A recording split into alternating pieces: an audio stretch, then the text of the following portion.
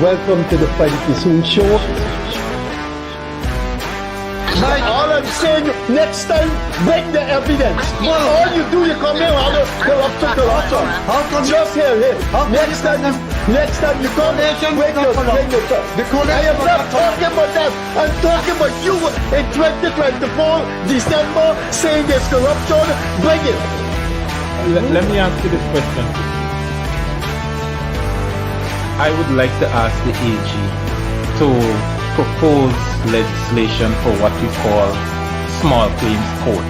There are lots of poor people, to an example you just gave, that they have issues with others and sometimes with large firms, but the lawyer fee is greater than the fee you're claiming.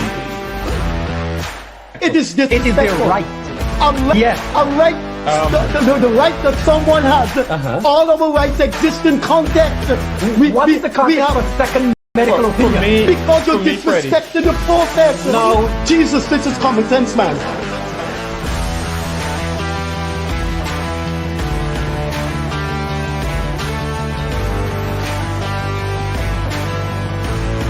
Any situation which you seem that you're just dealing with Afro-Guyanese issues.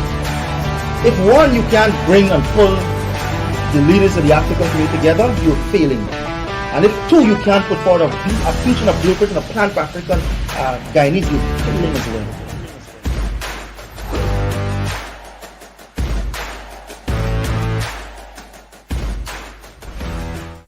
Hi there. Pleasant evening to you wherever you are. Good evening, good night, good morning, good afternoon. Our guest appeared on this program 2 years ago, and since then a lot has happened, so we're not going to get in the full hour. His name is Wesley Curtin, and he's one of Guyana's most successful American/business consultant. My wife worked at a place called Go-Invest, and they would have the annual showcase of Guyana in Florida, and my wife met him 15 years ago, and since then he's been slugging away for Guyana in the area of business opportunities in foreign lands. As it stands today, when you go in the supermarket, if you're a Guyanese, you will buy Savannah milk. That's a product of DDL. He is the consultant to that project. And then he is executive director of the World Trade Center in Main Street. Let me show you the brochure of these two things. So World Trade Center and DDL milk plant. He has returned to Guyana after a long stay in the US. He is a friend of someone I've known for he is the brother of someone I've known for 50 years, and I've had a very, very correct and cordial and comfortable relation with Guyana's famous academic, Dr. Mark Curtin. So let's welcome Wesley Curtin to the program. And of course, sitting between us is our co-host, Leonard Craig, who will have a lot to say to Wesley because Leonard was in China doing his PhD on international trade. And international trade is in a tailspin right now. So without further ado, Abinatu refused to shake the hand of President Ali, but Niger Hughes did shake his hand at the emancipation ceremony. So I am going to shake the hand because it's a decent thing to do. You know Wesley Curtin, right? Yeah. Welcome. Yeah, Wesley, let's start locally. You buy Savannah milk, you have to. It's the only milk you drink. You pioneered its birth in Guyana. Well, not exactly its birth. It's a good milk? It's a nice milk? Yeah, of course it is. What I have helped to pioneer is the dairy plant, the dairy farm that is being established at Mobliso. That dairy farm should produce first milk during the second quarter of next year. And what that does, it would provide for some import replacement. Right now, Guyana imports, I think something like 30 million US in milk. some of it coming from as far as New Zealand. And France. And so on. I see it. Right. So what this does, and it's all within the context of the what was supposed to be 25 by 25, reducing food imports into the CARICOM region by 25% by 2025. I don't think that deadline is going to be met, but there's a lot going on that will lead to significant reductions in imports of stuff that we can do in the Caribbean, and in this case Guyana, with things like milk. You think you have sufficient milk in cows to sustain production? Well, we are bringing in milking cows as part of From where? From the U.S. Okay, and Not Jamaica or Barbados? No. Or Brazil? No. Well, I don't know that Jamaica or Barbados will have, they themselves import cows. But Brazil? But Brazil has, more meat cows. milk cows, and they're not totally foot and mouth free, foot and mouth disease free. So, we looked at a number of options, and we've decided that the United States, and right now there are people in the United States looking at the purchase of the cows. Okay. And they have to be, it's not that just the purchase, but you have to go through a number of steps with the FDA, with the Department of Agriculture, and so on, in the U.S. So as to be able to export those cows, or in this case, import them into Guyana. And at this end, the GLDA, they have some criteria too, that's got to be met. So it's a I don't want to say tedious process, but it's a necessary process to ensure. Because milk is a very, fragile, if I can call that, fragile product. You've got to make sure you meet all the phytosanitary and other measures. I want to test your intelligence, and I'm not being insulting because I've known you a long time, and the Curtin brothers are very intelligent people. What turns without moving? Because it's milk. Yes, it's milk. No, let me ask you one question before we move off. You're going to be doing liquid and powdered milk? Right now, we use powdered milk, we constituted milk. What we're going to be doing when the farm comes in on stream is phasing out the powdered milk and using fresh milk. And the system of the operational procedure at the farm is not the cows don't graze. The cows live like if they're in a hotel. They're in their pens. They're released in a confined area for exercise. They have they are fed so many meals per day based on a menu that is prepared in keeping with their health requirements and so on.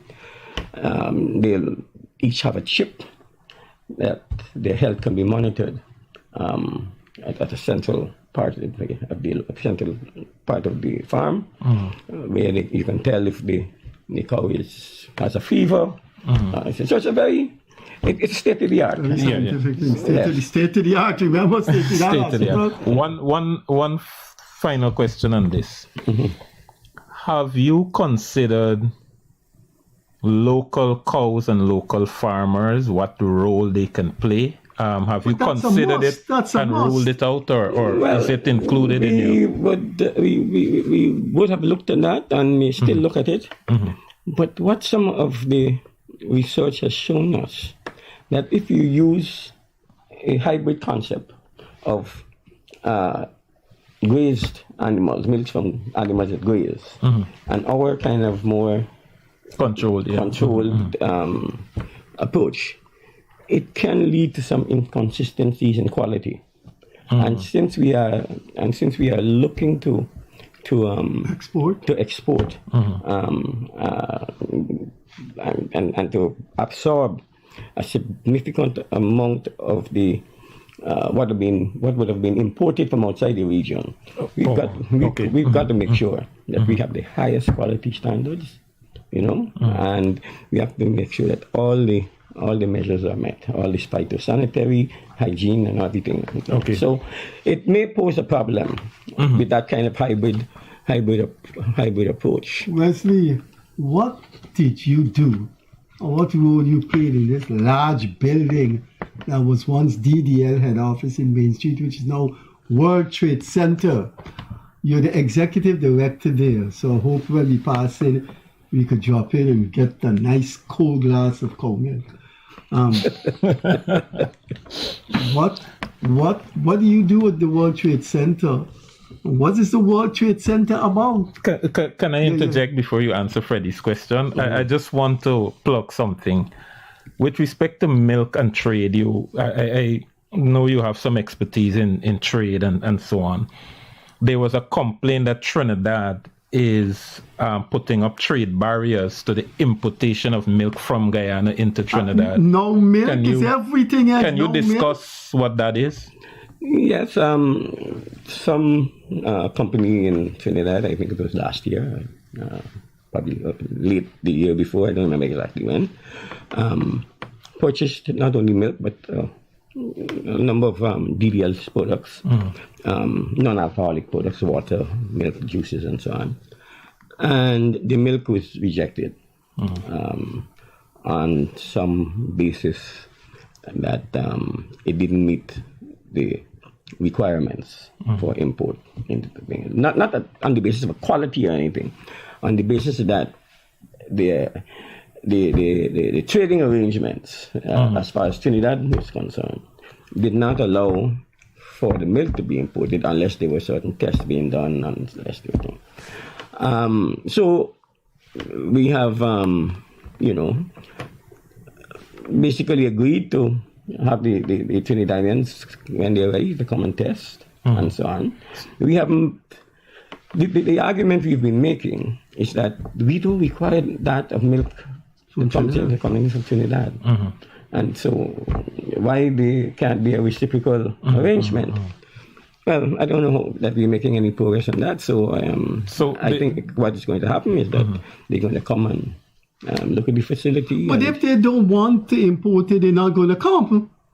So you waiting for them to come? No, we're not waiting for them to come. I mean, we're saying, look, you can come, but you'll come at our convenience, And so sometimes when it's convenient to them, it's not convenient to us.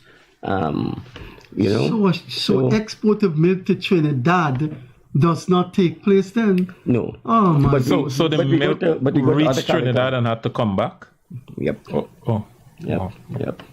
Seriously. Yep. And have you... something that we discussed with the then minister when she was here for COTED last year. We've had several other discussions with the Ministry of Agriculture and so on in Trinidad. But I think it's going to be resolved. It's just a question of in 2025. Have you approached the government of Guyana to install a reciprocal agreement so that?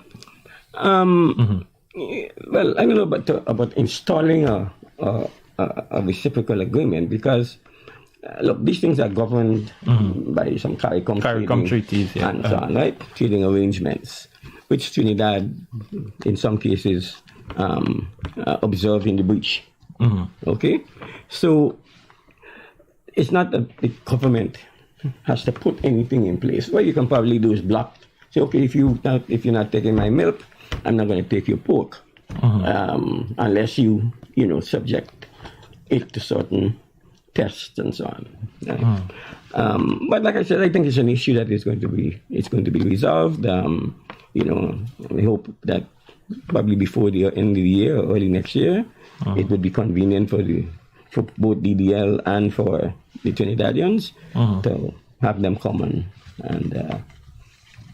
inspect and do whatever they want to do. Now, the interesting thing about that, though, is that when they do it, they issue a certificate, right? The thing is, if they come to see DDL's plant alone, if they come to see DDL plant alone, or a number of people who would possibly have the potential to export milk. Are they going to issue that certificate if a non-BBL supplier or producer of milk doesn't meet the standard? Are you saying you're not going to give Guyana a certificate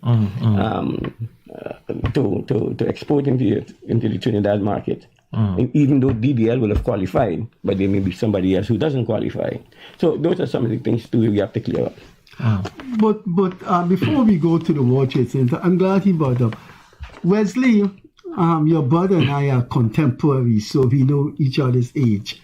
We know all the 70s, and when we were at UG, in as students, you would hear about what Trinidad is doing to Guyana. It never stops.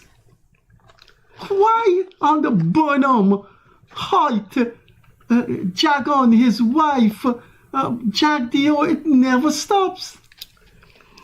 Well, I can't speak for why Trinidad does what you say it does. I mean, I know of some instances, honey, for instance, is on. Not only for Guyana, but honey for Grenada and so on. And as a matter of fact, not only for the export of honey into Trinidad, but even as a transshipment point. Right? Honey going from Guyana to Barbados. We used to have problems. I remember when I was part of the CARICOM, there was a transshipment of honey that was seized. And actually, I think they had brought the Trinidad Customs or whatever agency was responsible for that, brought some charges against the partner that we had to deal with. And this was just a transshipment of honey. Wesley, last week, the man who recently demitted office from the Guyana Manufacturers Association, Mr. Komal Singh, wrote a letter, and you could see he was angry, that it's only Guyanese when they come off, they have to go back to a security system at the airport. And he was saying, we don't do Trinidadians this. Why are they doing it? He described what happens when the plane lands in Trinidad and you come off, and he said only Guyanese go through this. Is there some traditional dislike Trinidadians have of Guyanese? And is it going to last, or it's coming to? I couldn't answer that, in any detail. What I do know is that in the aviation sector, the United States has some regulations about aircraft entering their country and the last stop and so on. It's a question you should probably direct to Eggy Field, one of these. Well, he is saying that we don't do Trinidadians that. Why they're doing that? So if they don't do Grenadians, they don't do Jamaicans that, and they only do Guyanese that, then they're not abiding by some regulation. But anyway, I will have my glass of milk in the fridge that you keep in your office when I visit the World Trade Center. You helped the establishment of the World Trade Center because it has a DDL. I think the DDL is the protagonist. So you have DDL is the license holder. Yes. So you have a nice bourgeois office in this building here. Well, I won't call it bourgeois. It's comfortable, but. What is the World Trade Center? What it does for Guyana? Well, perhaps I should, if you would allow me to, give you a little story as to why we were encouraged to do a World Trade Center. There's an annual show called the Florida International Trade Conference and Expo. Yeah, I think my wife met you in Florida. And in 2019, Guyana had the single largest delegation and the single largest number of exhibitors. I mean, really, wide range of stuff. And as you walked around, I even didn't know that Guyana produced some of these products, right? So what I did, I invited, because the FDA, Food and Drug Administration of the US, they are also at these shows. So I asked them to come take a look at these products, because I think one of the problems with us, our manufacturers, particularly small ones, when they go to these shows, particularly in the US, they don't understand that they're not there to sell because retail sales, because you have to, if you're into retail selling, you have to be able to charge the taxes and so on, right?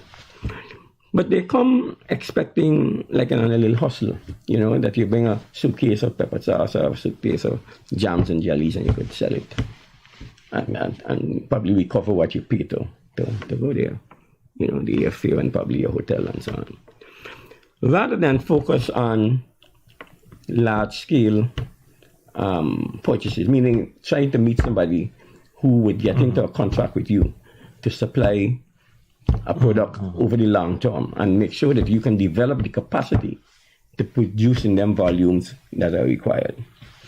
So I asked the FDA to walk around, and they walked around and said, look, these are some good products, but these people need guidance. There was somebody doing a kind of a hard china thing, if I remember well, in a bottle. But the seal of the bottle, the top of the bottle, wasn't done properly. Right? And there might have been people there, I'm not sure. I mean, I couldn't pay attention to every, but that was one. Then there was a lady with soap made from aloe vera in a very attractive box. But she had in it, can cure acne. Well, that's a medical statement. Unless the U.S. authorities prove that. You prove that to the U.S. authorities. You can't sell. You can't get in the market. Right? So, from these little experiences at that show, it struck me that somebody should be doing something to help these, particularly the small and medium-sized ones, right? Or even micro, these micro business people, manufacturers, and so on. There was another case where a lady bought some equipment overseas, had it shipped to Guyana, and when the time came to assemble it, she really didn't have the expertise here to do it the right way. And when she asked the supplier to send someone to help do it the right way, I think the cost of them coming here at so many US dollars a day, plus airfare, plus it was almost the cost of the equipment.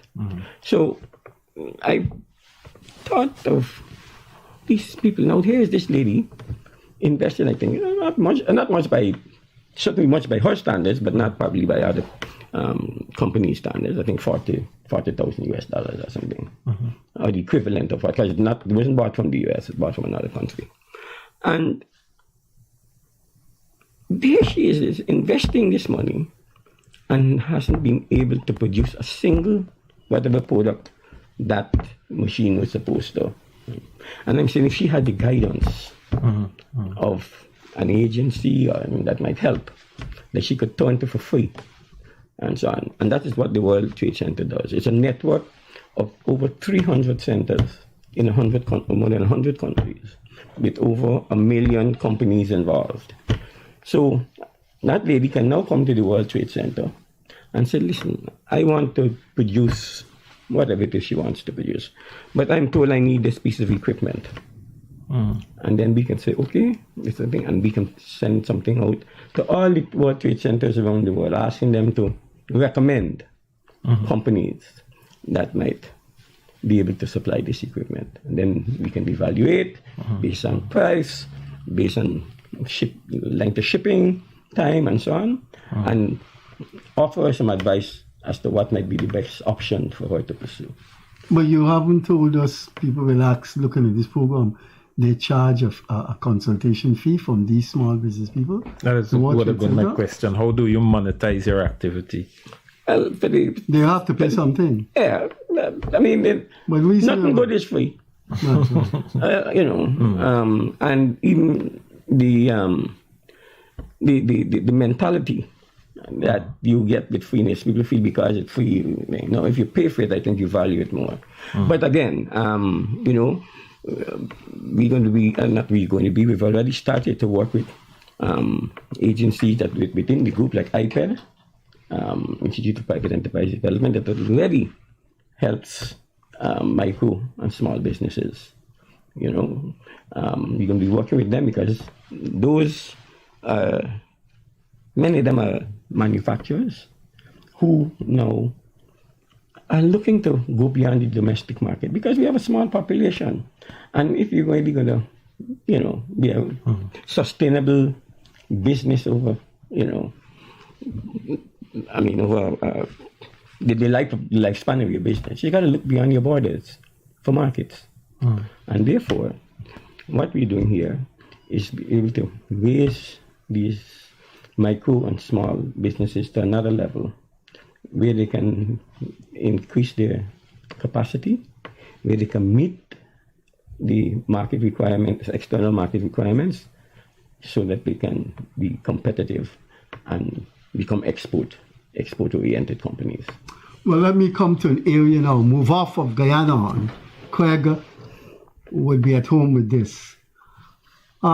Wesley, don't tell me, and Craig could come in and this, that all of us in this country and all of us in the academic area, and the three of us sitting around this table, could have envisaged the topsy-turvy international system we are now living in. You have been based in the U.S., you have interfaced with U.S. authorities. What is going on with these tariffs? Are they unfair? Are they likely to create international instability? Could you put tariff on small countries with not 700,000 people? They just come out of colonialism. What is going on with the world?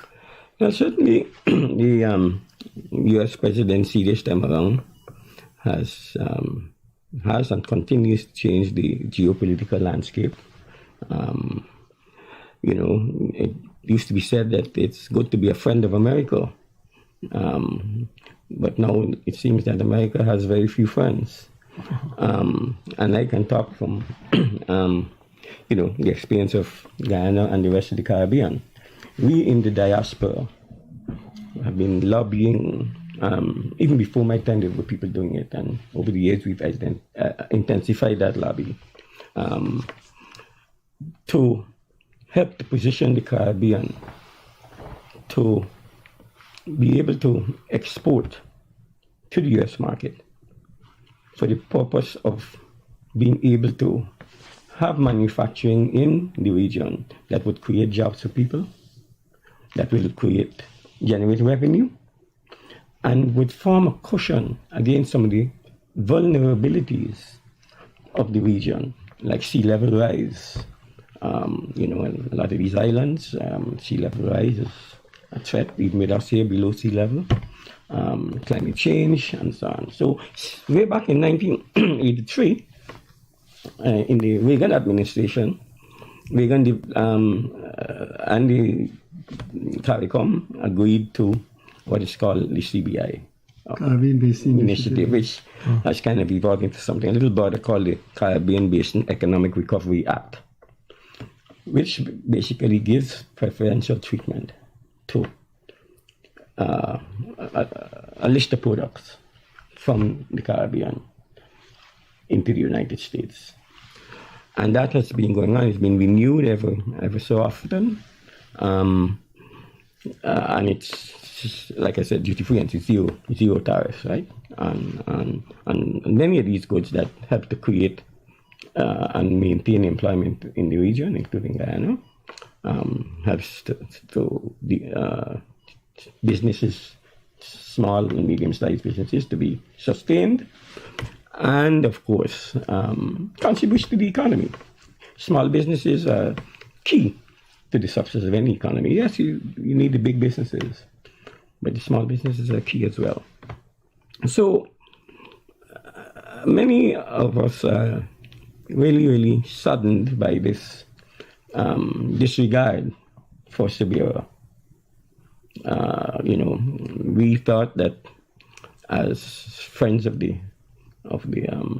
United States, we in the diaspora, who feel that we make a significant contribution to the life of America in a number of fields: health, business, education, and so on.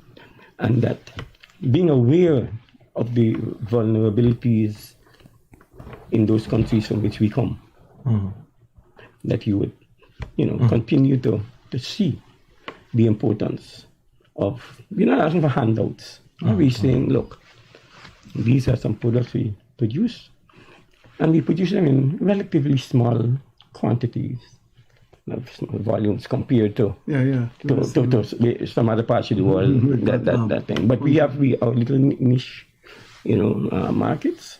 A number of little small manufacturers benefit. We have the bigger manufacturers like DBL and RUM and some timber people who are now going to be affected by this. By the tariffs. And again, I can probably talk a little bit about the impact it would have not only for Guyana, in that what has happened now with this 10% and 15% arrangement is what it does is that it makes certain products from Guyana less competitive compared to some of our CARICOM sister nations that produce some of the same products. Right? On what basis, for instance, Guyana has 15% tariff and Cuba has 10, and Venezuela I think has, if not 10, 15 like us, and so on. I mean, you wonder what is the rationale. Our oil exports to the US are not calculated in the trade deficit. So if you remove oil and gas from the equation, the United States enjoys a trade surplus. With Guyana. So I really don't understand. And, I think, one of the things about the United States is that it depends a lot on input from the constituents of politicians. But in this case, it's hard to do it because the Trump administration is not working with members of Congress. He's making these decisions on the basis of something called the International Emergency Economic Powers Act, IEPA, which dates back to, I don't know how many moons ago. But what is the emergency in the case of the Caribbean? I know there might be some emergency in the case of your trade with China, Russia, and some places, but in the Caribbean, who has traditionally been a friend and a good neighbor, okay? Your third border, as you refer to it. And what can occasion a moving away from Siberia at this time? And one of the things about Siberia is that in order to grant these duty-free treatment to CARICOM countries, they've got to go to the World Trade Organization, WTO, and apply for the waiver to give special treatment to CARICOM, which the WTO is always granted. So I don't know. Sometimes I wonder about the future of the WTO. So in a nutshell, we're concerned about this 15%. Yeah, and you see, and for a product like rum that already has to from the Caribbean, that is subject to what's called a cover-over program. Cover-over meaning that the taxes raised from the sale of rum from within CARICOM is given to U.S. rum producers, Puerto Rico in particular, to invest in expansion and development, research and development, and so on, within the rum industry. So in a way, it's like a double whammy now. You have that, and then you increase, right? And you got now a 15% tariff. I think Trump gave an explanation that if you don't want pay tariff, go and build your plant in a U.S. territory. How feasible would that be for DDL? Let's say a plant in Puerto Rico. I can't speak I can't speak to that. Oh, okay. You know, as a from a DDL perspective, but from a personal perspective, I can say it's basically a waste of time. Because if you want to put a plant in Puerto Rico, first of all, a distillery. Right. I don't know where you're going to get the molasses from, right? And so on. Now, Demerara rum has geographic indication in Europe based on the fact that the molasses that is used to produce the rum, to distill the rum, comes from Demerara.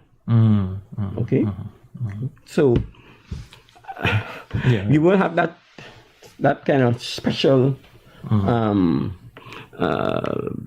unique treatment that is associated with rum distilled in Demerara. And the important word is distilled. It's got to be distilled from molasses. I'm not the question I'm about to ask you. I don't know how far your knowledge goes, but I will still ask because of your association with DDL and so on. A few years back, when the previous government was divesting itself of sugar estates or closing sugar estates, to be frank, they were considering selling one of the estates to DDL. Can you provide any clarity with what? Is that within your domain too?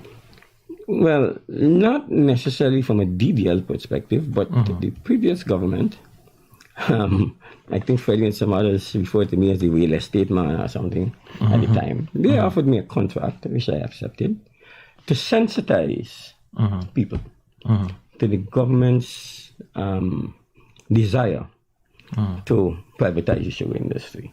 Okay? And I think I traveled and consulted with about, in one way, sometimes directly, sometimes not, I think with 27 companies. Then after, then we did it down to 13, and then down to 4. One of those companies was Pepsi. And of course, DDL is the Pepsi manufacturer here. Okay? And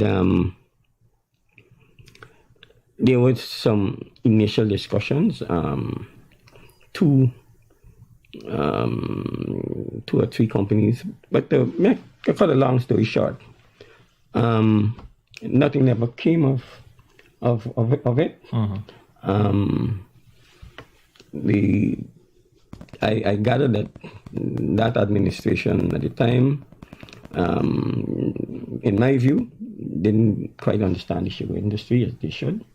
And so when these guys came and spoke to them about sugar, and in one case, there was a gentleman from a company that had acquired Tate and Lyle, which was Booker's, and he had been there. So when he came and spoke with them about the sugar industry, he knew more about the sugar industry than some of them. You know, and there was that, thing. And the important thing about that is that, the sugar industry, particularly based on that one company that I mentioned, Pepsi, would have been to not necessarily close estates, but to diversify some of the productions. Pepsi, they do things like Fruity-Lay chips and so on, to diversify some of that cultivation. The then president used to talk about plantains and so on, but these people would have had a bigger view of planting, not just the plantain chip here and there, with a large-scale production of plantain chips for export and so on, which I don't know, might have been subject to tariffs now, so might have become more competitive. But plantain has a big market right in the Caribbean, because most of the other islands, instead of plantain, they use green banana.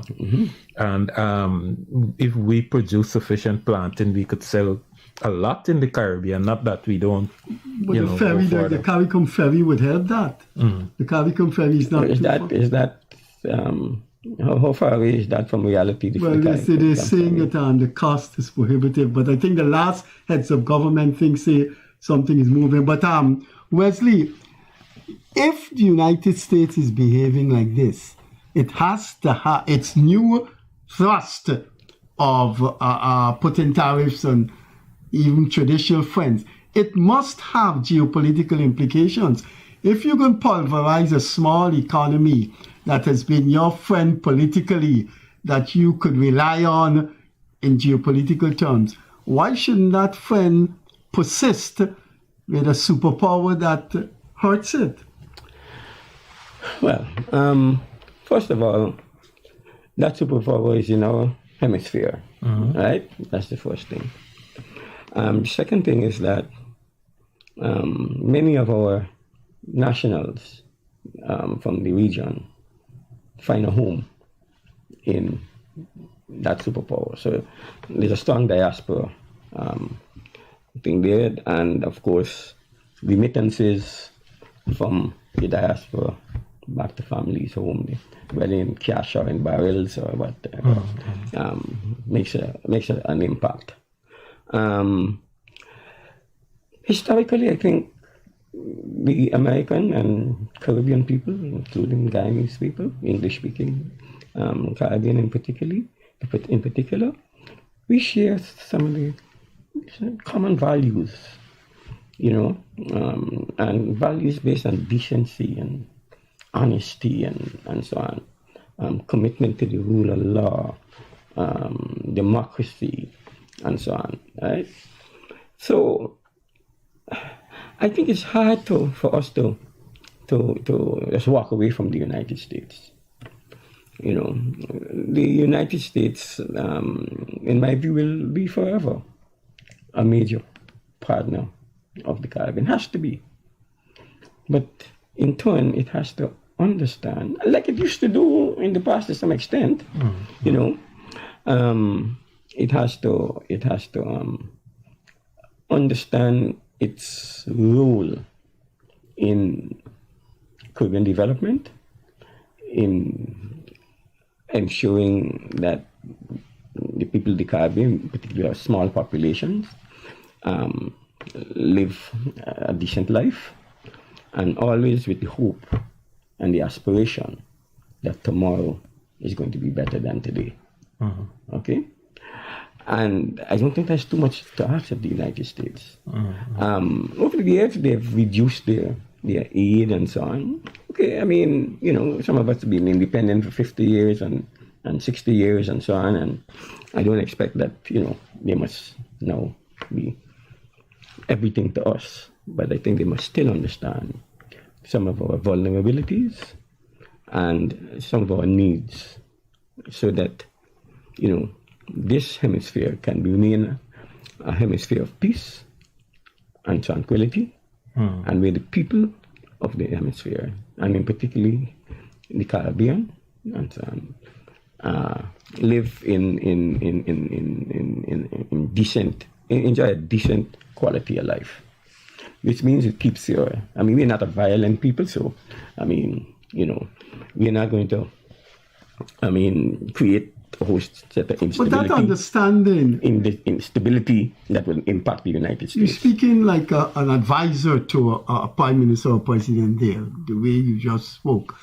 That doesn't seem to be gelling with the direction of the current U.S. foreign policy. I mean, Mark Rubio came here, and before him, a whole set of American officials, and the talk seemed to Rubio came here. He, made critical comments on Chinese infrastructure quality. It wasn't Chinese, by the way, but it's okay. Yeah, it wasn't Chinese. Yeah. But, no, I think even before Trump, the U.S.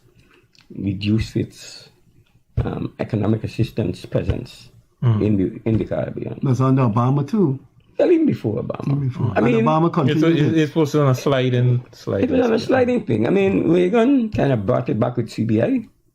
He said, look, we giving you a chance to thing. We ain't got a whole set of money to give you, but look, we giving you thing. You produce, and we can encourage you to your manufacturers and so on. You can get free duty-free entry for your products.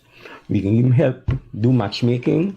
They help set up agencies in Washington like ESIPS, the Eastern Caribbean Investment Promotion Service, which brought small manufacturers from the Eastern Caribbean and people, businesses in the US together, matchmake to see what can be done. So countries like St. Kitts benefited from investment in electronics. Grenada at the time, I think they made got a thing that is a factory, a plant that did tennis rackets. Barbados got in the early days these things we call in call centers for airlines and so on. So, but then they became, well, in some cases we weren't able in certain Caribbean countries to sustain the some of those investments for one reason or the other. I mean, I'm not going to get into that, but the issue, however, is that the United States started to reduce its, and that opened the doors to other people like the Chinese.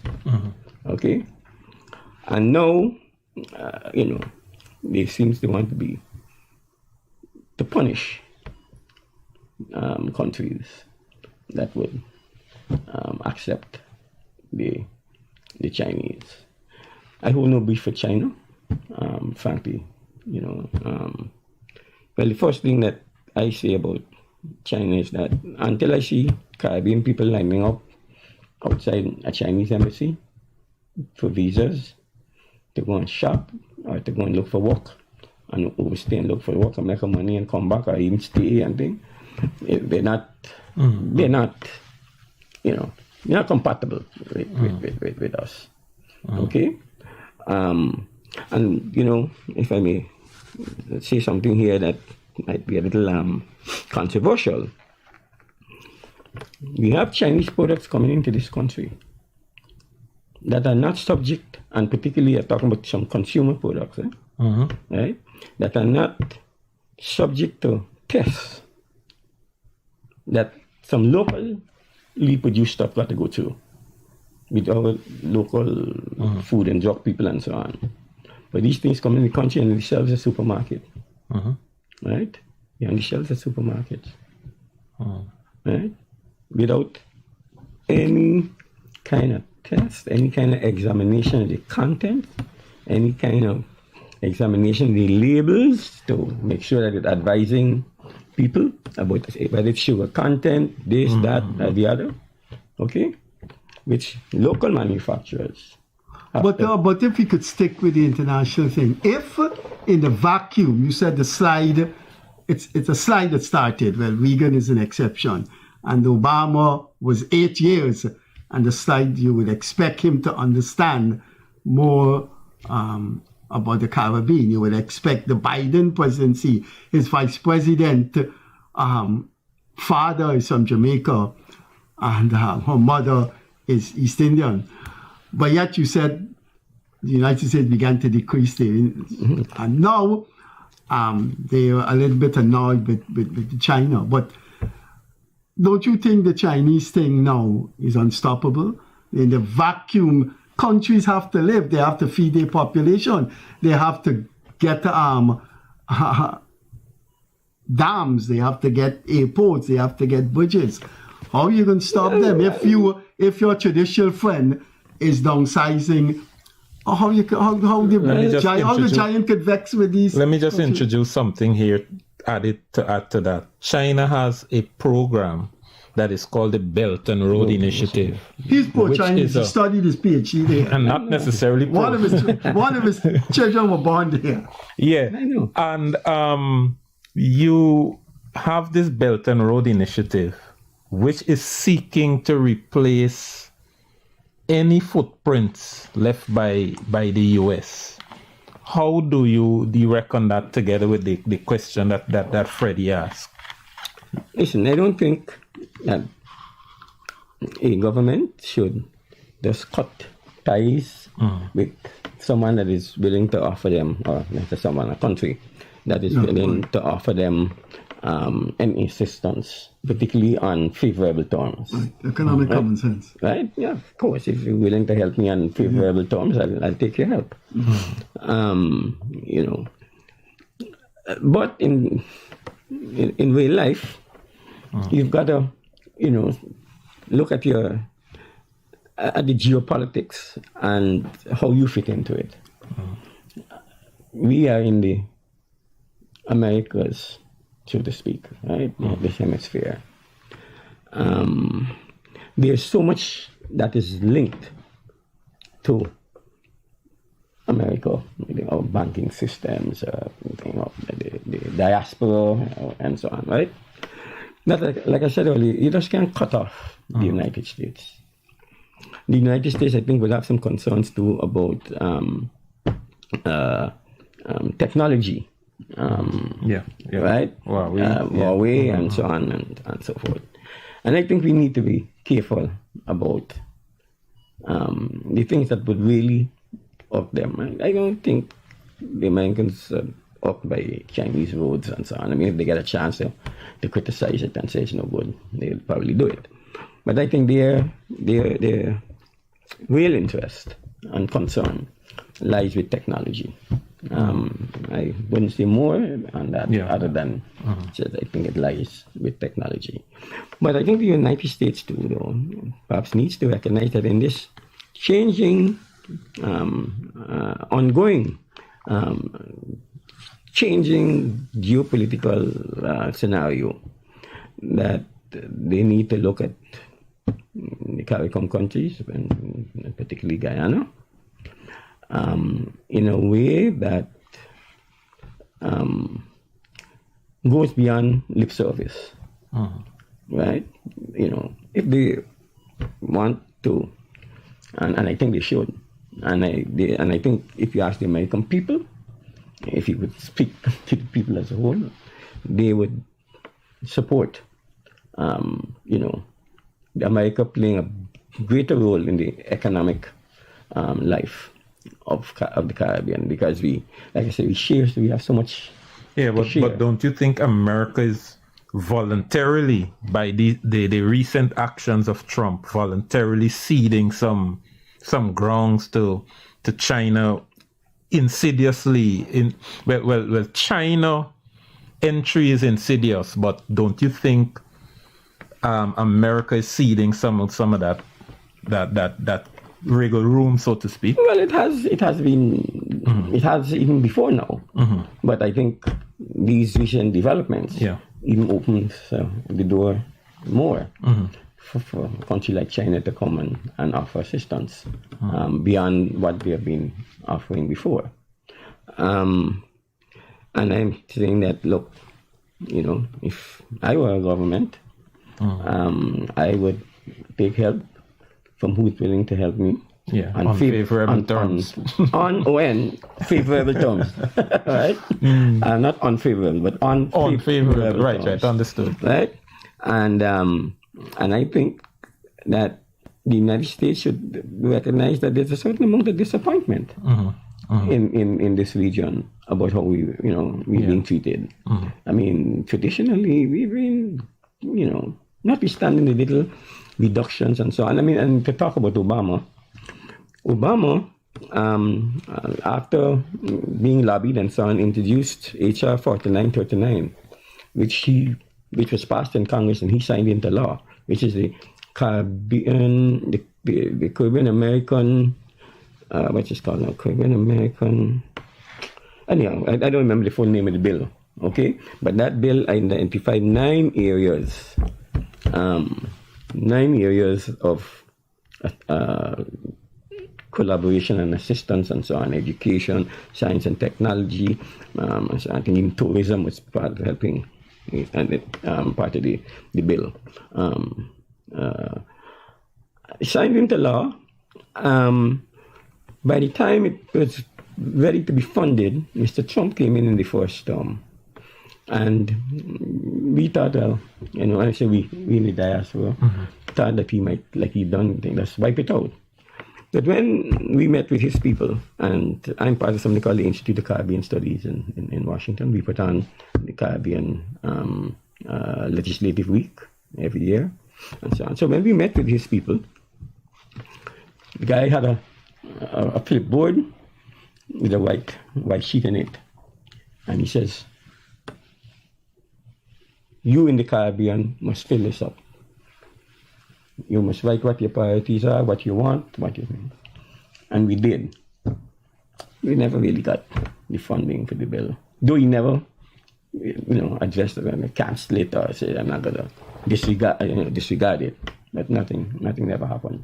And that bill was intended to, and that law, because more than the bill, became law, and it's still there, intended to supplement the Sibera. Because while the Sibera, for the most part, was about trade, and part of that is the trade partnership agreement, this went further. This talked about building human capacity and so on. And I think security, too, is part of it. Earlier you mentioned, quite rightly so, that Trump has a penchant for skipping Congress and the legal framework, what you call that arm of government, the legislature. Legislative. In doing that, Trump can entrench a lot of policies because he's only there for 6 months so far. He got 3.5 years to go. In that time, and if you notice his MO would be that he wants to control all the levels, even the traditional public service. He wants to control all the levels. Even recently, 2 days ago, yesterday sometime, he fired the labor statistics head, because he believes that she is not, she was fiddling following with the numbers. Right, and that she was right. Do you think Trump's actions will entrench a lot of these things, like these trade things and all of that, in the American system, that any future president might find it difficult to change? You think? Before you answer that, you lived in the US. Just educate me. I don't think the president of Guyana could fire a public servant like that. You got the Public Service Commission. Trump could just fire a public servant? He's been firing a lot of... Yeah, I don't think the Constitution really allows for it, but then he's been able to... the people have taken it to court, and then, sometimes it's all interpretation. But, for instance, on the tariffs, acting under the International Emergency Economic Powers Act, that's been challenged in court. It's not before the court. You could answer. I just wanted to know, because that's before the court. I know why and we're waiting to see how the U.S. court will I lost my train of thought. That's them again. What was your... No. I was talking about Trump entrenching some of his policies. May be so entrenched that we smaller countries like Guyana might find it difficult, or we will end up having to have years to lobby a change back to the norm. Those things become the norm after the passage of time. I don't know. I mean, how you view that? Remember, Biden didn't remove the embassy when it went to Jerusalem. Yeah, that's so. But remember, and again, you take in the case of that example, you've got to take into account the Jewish lobby in the United States. So I don't know that it would have made too much sense for Biden to move back the embassy. I mean, but the point is, these things remain. Well, some things remain and some things change. Even when the president is succeeded by a president from his own party, and I'm saying, I think some of these new things are so quote unquote drastic that It don't matter who becomes the president, a Republican or a Democrat or even Mickey Mouse. That there will be a reversal of a lot of Yeah, things. but this is the point. This is the point I'm trying to become plug. entrenched. They become the norm. Well, look, like in our own lives, we prioritize things, right?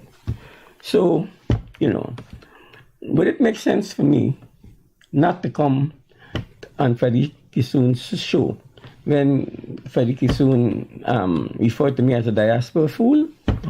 Look, listen, man, neither here nor there. Some of the things that Trump did, some people wouldn't want to change. It don't make sense in devoting time to it. It's the more impactful things, right, that will have to be changed. Yeah. For instance, the relationship with Canada. I mean, Canada has been such a staunch, and look at the kind of ripples that have developed in the relations between Canada and the US. That can't be sustained. Right. I mean, the relationship with the United States and Canada, I mean, I don't know if he could have been serious about making Canada a part of the United States. I mean, I really don't think he could have been serious about that. But there's other areas for the Caribbean. That thing is Caribbean, his attitude to smaller states that were friendly. Maybe a new administration will just don't bother with that. And in the meantime, these small states... That is the point I was trying to plug. Well, right? for the Caribbean, what we've got to do is to make sure that we staff our diplomatic missions well and with people who understand the diplomacy. And although Washington is a bilateral post, it's almost like a multilateral post because because you're not only dealing with the State Department, you're dealing with another arm, Congress that got people who in there who are not part of the party that forms the government, and so on. So you got to. The operator signal we got to go, but before we go, we said we're a minute over time. It's an uncertain world we're living in, Wesley. You've been in the U.S. because of your strategic placement in the Caribbean institutions in Washington. It doesn't look like it's going to be a peaceful, calm, serene international system in the next 2-3 years. I read all the academics, the liberal academics, saying they're worried. Aren't you worried? I'm not worried about a world war as such. Sure? I'm concerned about little proxy wars like Ukraine, like what's happening in Gaza. And my hope is that, the United States and the international community in general would, work towards a secure peace in Gaza, recognizing that, yes, what happened in October 2023, what Hamas did was wrong. But however, the Israeli response was total overkill. Total overkill. And it's still going on. And we've got to find, we got to cut you off. I don't want you to get into any trouble, Wesley. But really, that U.S. Embassy monitors these programs. Well, I don't want you to get into any trouble. One of the tenets of the United States that I admire, at least when it comes to this citizens, is that the Constitution protects freedom of speech. I know, but Wesley, there's nothing I've said here that can constitute terrorism. Right. Or that can or is not treason. Being said on U.S. or treason. Program. I am saying to you that the United States is the greatest country in the world. Okay, notwithstanding it's not perfect. Okay. But it's one of the greatest countries in the world. It is slipping now in terms of global respect. I want to cut you off. I don't want you to get into any. Those people at the airport. This a quick thing, Freddie. This show was given to the Jordanian government, and when the guests went to Jordan, they hassled her. So I don't want you to say. We're moving off from the U.S. A quick thing, Freddie. I have to protect. A quick thing before we move off. you guys talk about war just now, and you were not worried, and you're worried. Do you know that a few days ago, Trump ordered a nuclear sub closer to Russia?